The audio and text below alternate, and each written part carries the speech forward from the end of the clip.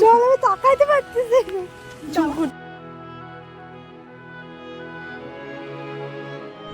তো সবার ফার্স্টে বলি যে অন্নপ্রাশনের ব্যাপারটা মাথায় আসলো কি করে, কারণ পুকুরে অন্নপ্রাশন এটা একটু অকওয়ার্ড লাগছে শুনতে।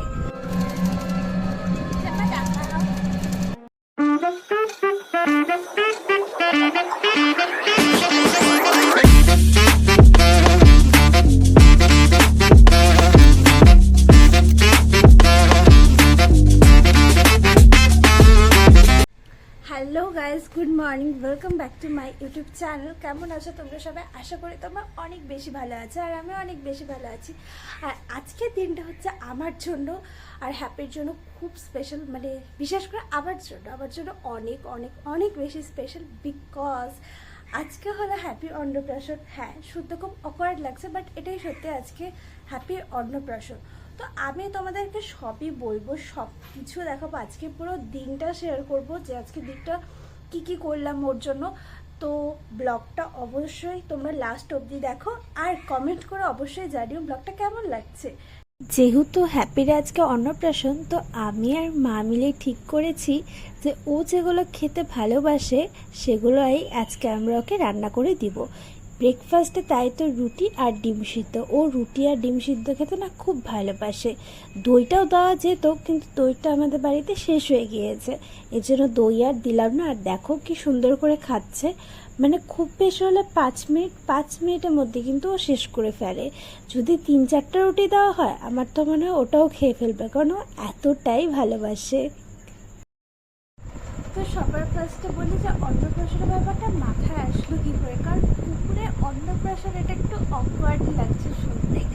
আসলে ব্যাপারটা হচ্ছে যে আমরা যেহেতু একটা পুকুর কোনোদিনও পুষিনি, আর মানে আমাদের বাড়িতে এবারে ঘরে পুকুর পুষবে এটা মানে একটা কল্পনা করা যায় না, কারণ হচ্ছে আমার বাবা একদমই পছন্দ করে না, আর আমিও পছন্দ করতাম না, আমার মাও পছন্দ করতো না, মানে বাবা একদমই পছন্দ করতো না। তো সেই ক্ষেত্রে হ্যাপি যখন আসলো, তো মানে যাই না, ও একদম ম্যাজিকের মতো আসলো। আর আমার বাবা মানে মানে কী বলবো, আমার বাবা একদম পছন্দ করে না, সেখানে বাবা মানে সব কিছু ও আস্তে আস্তে প্রথমে ও বাড়িতে আসলো। তো বাড়িতে আসার পর আমরা ভাবছিলাম যে ও চলে যাবে, মানে 2-3 মাস রাখবো, তারপর মানে বাইরে বের করে দেবো। তো কুকুর পুষবো মানে এটা কেউ ভাবতে পারি না, আর আমিও বলিনি, কারণ আমিও জানি বাড়িতে কোনো না পোষা হবেও না।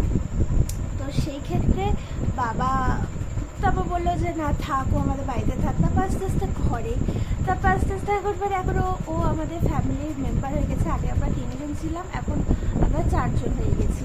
আর অন্নপ্রাশনের ব্যাপারটা বলি, তো গত 4-5 মাসের থেকে ওর যে দাঁতগুলো আছে না, ওর দাঁতগুলো না পড়া শুরু করছে। তো আমাদের তো কোনো আইডিয়াই ছিল না, বাট আমরা ভাবছিলাম যে কুকুরদের একবারই দাঁত ওঠে যেটা হয়, মানে ওদেরও যে মানুষের মতন, মানুষের যেমন দুধের দাঁত পড়ে, তারপরে একটা মানে মাড়ির দাঁত ওঠে, এরকম একটা কথা আছে, এরকমই হয়। তো ওদেরও সেম, তো সেটা তো আমরা জানতাম না।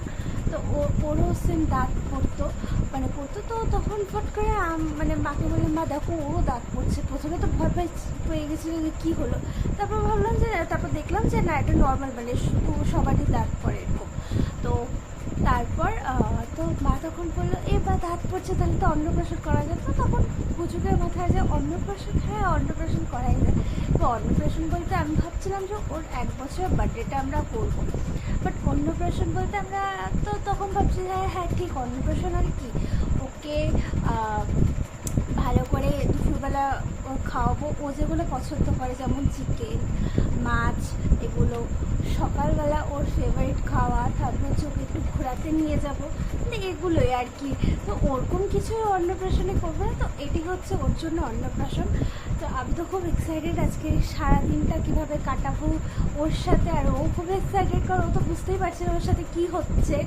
আর ওকে আমি ভাবছি যে ওকে আজকে এক ফোঁটাও আমি বকা দিব না, ও যা খুশি করবে না কেন, ও যত দুষ্টামি করবে করুক, তাও আমি কিচ্ছু বলবো না ওকে। সকালবেলার ব্রেকফাস্ট করে কিন্তু আমি চলে এসেছি হ্যাপির খাওয়ার করতে।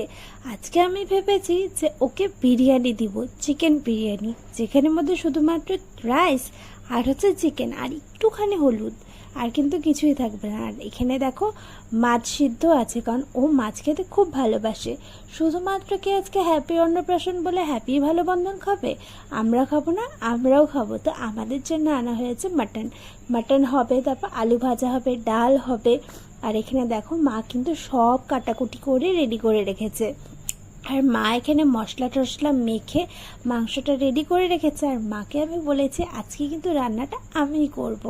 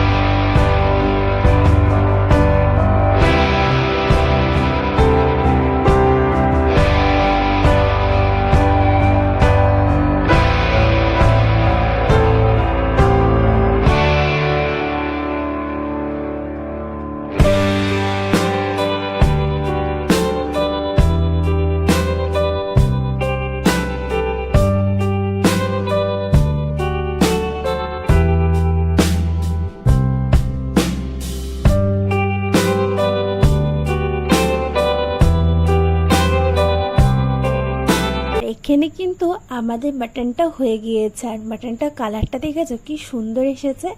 আর এখানে হ্যাপির ভাতটাও হয়ে গিয়েছে। আর মা এখানে ওর ভাতটা মেখে দিচ্ছে। আর ভাতটা দেখো কি সুন্দর হয়েছে না, পুরো বিরিয়ানি বিরিয়ানি। আর এখানে মাছ সিদ্ধ আছে, কারণ ও যেহেতু মাছ খেতে খুবই পছন্দ করে, তাই মা বললো যে ওকে মাছ দেওয়া হবে। তো চিকেন বেশি একটা দিচ্ছি না, ওই 2 টুকরার মতো, কারণ একবারে সব কিছু দেওয়াটা না ঠিক হবে না। যেহেতু সকালবেলা ও ডিম সিদ্ধ খেয়েছে। আর ভাগ্য ভালো আজকে গরমটা একদমই নেই, খুব বৃষ্টি বৃষ্টি ওয়েদার। তো মা এখানে মেখে দিচ্ছে।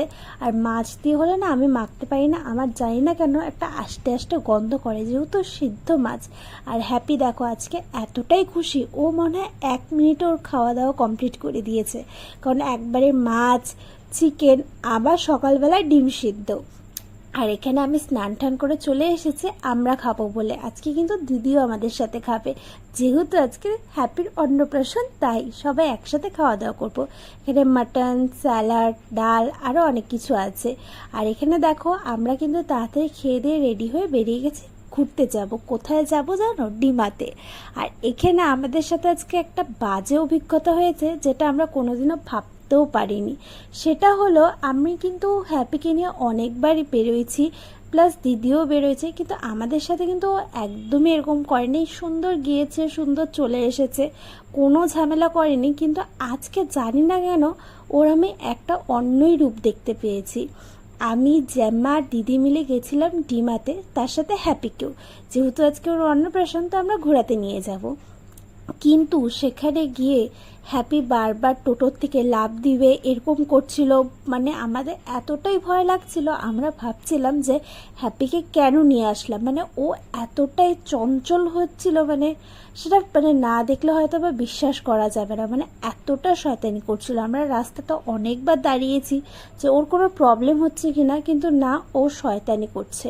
যাই হোক, তারপর আমরা চলে আসছি ডিমাতে। আর ডিমাতে এসে না ওয়েদারটা এতটা সুন্দর করেছে যেটা বলার মতো না। দেখো এখানে তো হালকা হালকা বৃষ্টিও পড়ছে।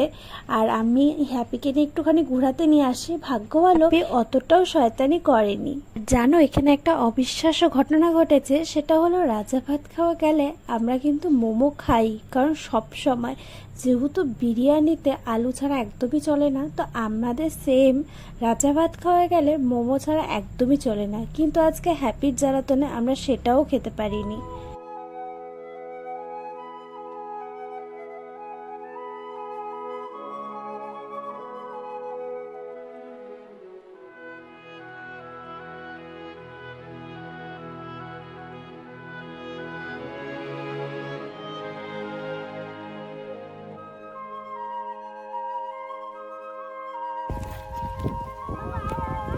তারপর অনেকক্ষণ থাকার পর এখানে না এতটাই হাওয়া ছেড়ে বৃষ্টি নামছিল, তাই জ্যাম্মাকে বললাম তুমি যাও তাড়াতাড়ি গিয়ে উপরে উঠে টোটোতে বসো। আর আমরা এখানে নিচে মজা করছিলাম, ফটো তুলছিলাম, ভিডিও করছিলাম হ্যাপিকে নিয়ে। আর এখানে বলতে বলতে এত জোরে বৃষ্টি নেমে গেছে, আর দেখো আমাদের কতটা জোশ, আমরা কিন্তু ফটো তুলেই যাচ্ছি, ভিডিও করে যাচ্ছি। তারপর রাত্রিবেলা হয়ে গেছে অনেকটাই, আমরা বাড়িতে চলে এসেছি। আর এসে দেখি বাবা এখানে মিষ্টি আর কচুরি এনেছে। আর বাবা আগের থেকে বলে দিয়েছে মিষ্টিটা কিন্তু ওর জন্য আনা, ওর উদ্দেশ্যে, যেহেতু ওর আজকে অন্নপ্রাশন, তাই ওকে একটু হলেও দিবি। আর দেখো আমি ওকে কতটুকু দিয়েছি, কারণ ওর যেহেতু মিষ্টি খাওয়া একদমই বারণ, তাই এইটুকুই দিয়েছি, এর থেকে বেশি হবে না, এটুকুই মুড়ি দিয়ে দিয়েছি। আর এখানে কচুরি আছে, আমি যেহেতু মিষ্টি অতটাও খেতে খুব পছন্দ করি না, তাই বাবা আমার জন্য কচুরি এনেছে, সবার জন্য এনেছে। তো আমি এখানে না জ্যাম্মাকে বাইরে দিয়ে আসছি, আর এখানে হ্যাপিকে মুড়ি দিয়ে আনছি, কিন্তু হ্যাপি কিন্তু পাত্তাই দিচ্ছে না। কেন জানো? কারণ বাবা এসেছে, বাবা ঘরে আসলে পরে ও পাগল হয়ে যায়, আমাদেরকে তখন পাত্তাই দেয় না।